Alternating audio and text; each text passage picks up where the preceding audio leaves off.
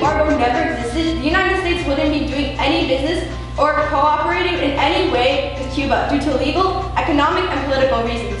Ultimately, the embargo has no negative economic effect on Cuba, and removing it would serve no purpose because the nation's relations with Cuba will not likely improve.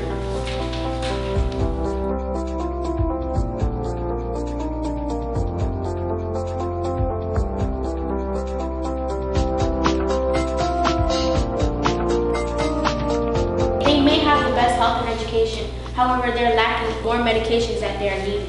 If there's a new president in Cuba, why can't the United States try to make improvements now?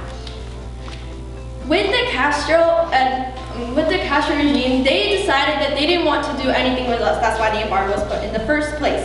Even with the new leader Raul, it is more likely that they still won't want anything to do with us, especially with our new president now. While both countries have new leaders, it seems to be more likely that they won't want anything to do with each other.